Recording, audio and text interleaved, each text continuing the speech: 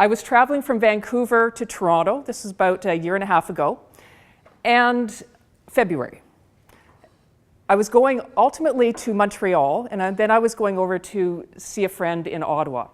So I was going on business to Montreal, stopped off in Toronto. Probably the first mistake I made was booking a flight via Toronto in February.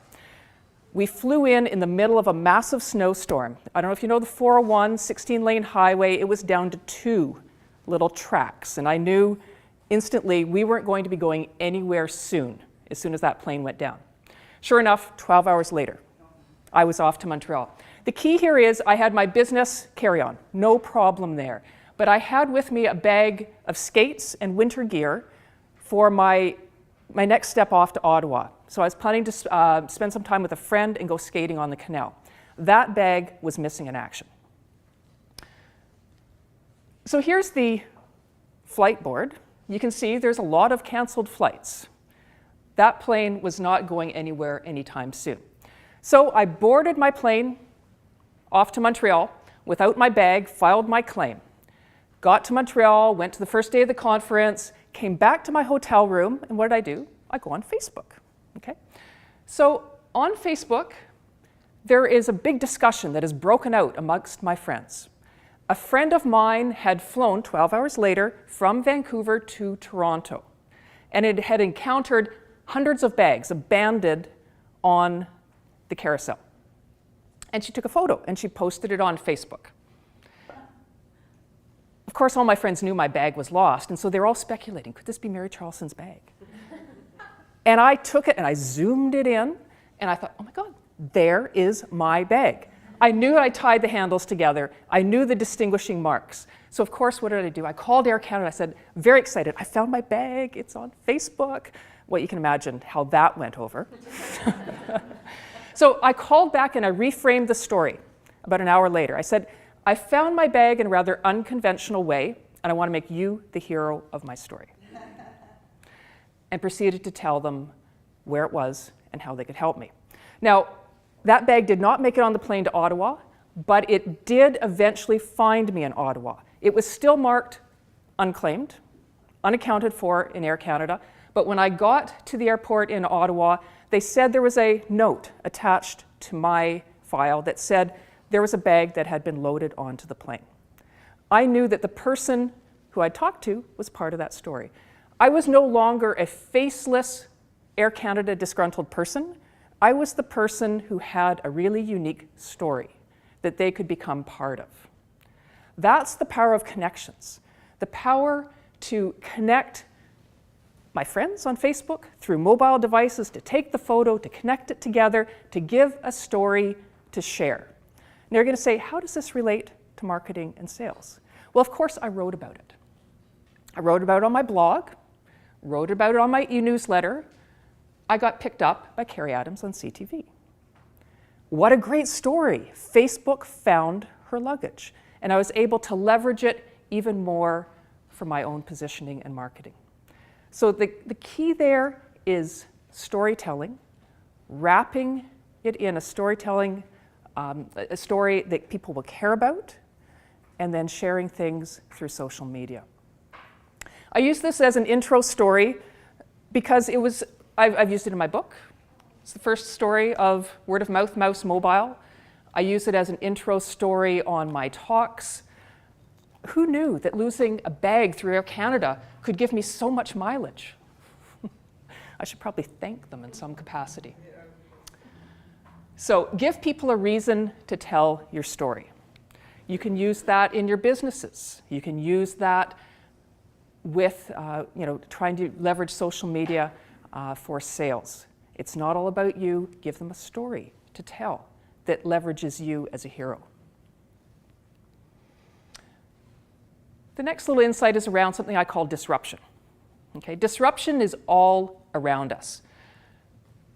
I took this photo at Robson and Burrard, now a number of years ago, because you'll probably recognize this has now been replaced.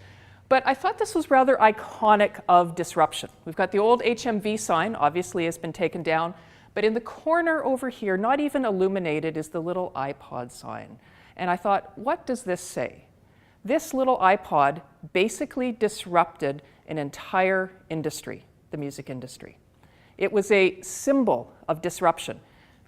HMV got caught not monitoring what was happening, not being able to respond in a timely manner.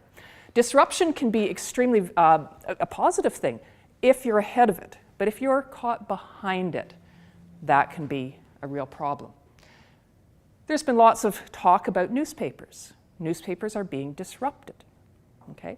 I don't think newspapers are going away anytime soon, but I do think the model that they're based on is broken. The model is advertising supported. Let's sell the ads, that will give us the money to be able to produce the paper. Simply, we are going into a much more mixed mode of our media consumption, so the model to make them financially viable has to change. There's an industry, it's not going away, but it needs to respond to disruption. I love this quote. Revenue from circulation exceeded revenue from advertising for the first time ever. New York Times, 2013. There is a paper that got ahead of things. They've put up a paywall. Now, we can argue all we want. They're the New York Times. They can kind of do this because they have that kind of publishing clout. But they got ahead of the disruption, and they're figuring out a way to monetize good writing and that people will appreciate. Anyone got an ad in one of these? I hope not. Yellow Pages. It's simply another example of disruption at work. Now, yes, Yellow Pages can still be valuable for certain target segments, but very quickly that is becoming less and less.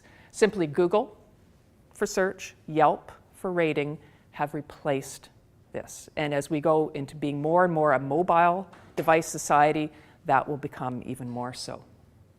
So disruption. These are some examples that they didn't get ahead of it. But here's an example of a company that did get ahead of it. This is Tesco. Tesco is a grocery store in South Korea.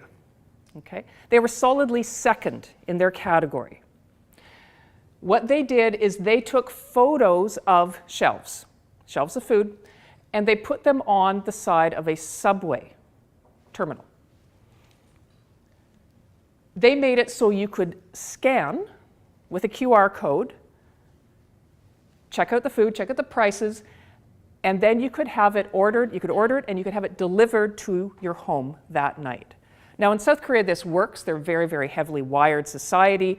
Close enough together they could arrange all the delivery. But there's a company that said, let's disrupt everything. If you think about it, we don't have to stock the shelves. We don't have to pay people to stock the shelves. No food is going bad. Promotion, they got so much publicity and promotion around this, written up and in the news, they hardly had to buy any kind of promotion. The pricing model, completely different. It's all gone electronic. You're just scanning and cashing out on your mobile device. Here's another great example. I love this. For the Olsen Hotel in Melbourne, on the off chance, has anyone been there? I'll take Melbourne first, then I'll take Olsen, I should say. Okay, Melbourne. So the Olsen Hotel is a really interesting hotel. It's kind of in the artsy district, Melbourne, and they decided to challenge a convention in their industry. Traditional checkout is what, 11? Okay, check-in is 3. So in between 11 and 3, they're cleaning your room, they're doing that kind of thing. So they said, well, what if we just let people stay? If there's no one coming in behind them, why don't we let them stay? So what they've got is you call down in the morning and you say, is there anyone checking in? And they say no, and you go, great, I can stay for free. Absolutely free. They're giving away nights. Now they call it the world's best overstay policy. They've got a great video on their website of how this guy kind of morphs along and his hair gets longer and how he's lounging about. The reality is that most people don't have the ability to stay maybe more than one night. So it's not going to get abused, and it is a popular hotel. But by giving away one night, think about what they're doing from a promotions and sales standpoint. Number one, they didn't have to clean the room, so the staff don't have to, you don't have that expense. But more importantly, they're enabling people to talk about them in a positive way. They put up a Facebook page. They say, the question, what did you do with your extra night in Melbourne? Phenomenal. People are talking, they're posting photos, they're bragging about it. The amount of money that this costs them to give away a night is peanuts compared to the free publicity and the goodwill that they gain around this. Okay, there's a company that got ahead of their industry. They disrupted things. They said, why do you have to check out? What if we changed one of the models around what we offer? Okay, great sales technique. It's about storytelling. It's about getting people to talk about your brand in a positive way.